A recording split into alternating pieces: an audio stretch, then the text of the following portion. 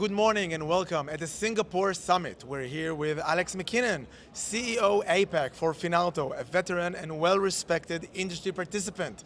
How for has the that. summit been? We're only started, but have you met some interesting people?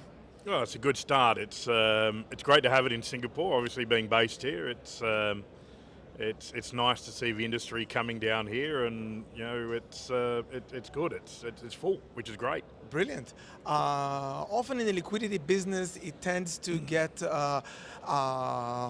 vague, the conversation. I want us to go into a specific moment this year that you felt the stress of trading amid market conditions in front of the trading screen. Well, I'd like to say, trading's not stressful. Oh, good for you. Look, I couldn't put specific date on it, but obviously with the volatility we've had with the conflict in Iran and other geographical conflicts, Ukraine still going on, etc. So it really affects the commodity markets more than anything else. Obviously, oil was very busy for a couple of days, tagging on the continual volatility in gold and silver. Were your clients ready? Were your broker clients ready, in your view? Our broker clients, I think with the technology that we've got now, the speed of bridges and speed of execution, I think everybody was ready. We didn't have latency issues, and I think, business-wise, I didn't hear of any massive latency issues or people waiting, minutes for execution as we probably would have had 20 years ago if we had that same sort of flow in a minute. So I think everything went smoothly. Would I say that the industry itself was robust enough to handle, say, the silver move? I think it was. Luckily, margins didn't move too much over the course of the period, and people were well funded. So in terms, the business was well prepared for it.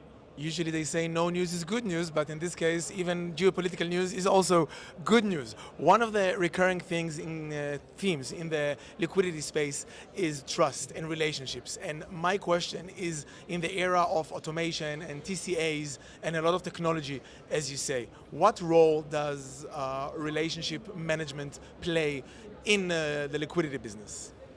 I think it plays a big part, and relationship management can be, the personal relationship, but I think you need to extend that down to the capabilities of the business.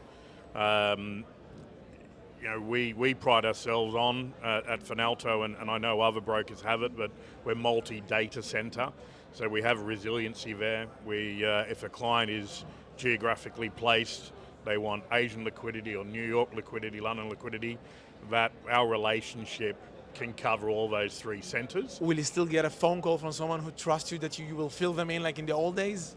Yeah, I mean, we're very much still at Finalto a relationship business. We've been around for a long time. Correct. 20 years, I think, which could be our anniversary this year, the launch of the We'll original wait for name the PR. CFH. We'll get that going later in the year. I think it's this year. But definitely a relationship business. We pride ourselves on getting on planes and doing conferences like this and seeing clients. I mean, our customer base is global. Brilliant. So from the global, let's go into the APAC space. You've been a while for a long time, 20 years or at least. And my question is, what shift has you seen in the APAC space in terms of client sophistication, market understanding, and was it due to regulatory requirements or just a better understanding of the market?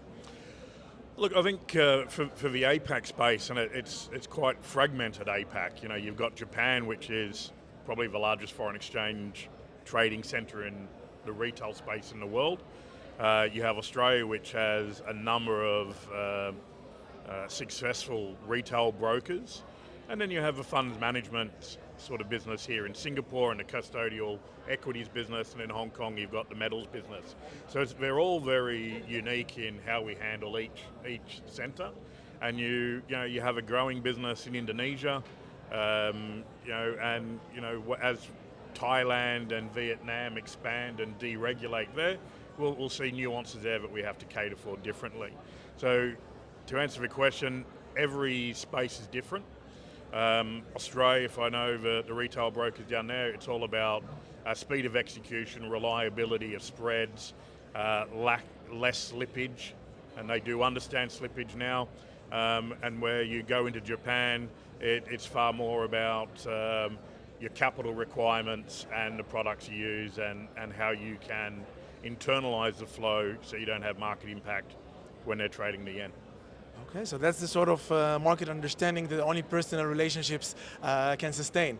So thank you for this. Thank you very much. I hope you had a great conference and see you around. Thank you. Terrific. Thank you, Donovan. Cheers. Cheers.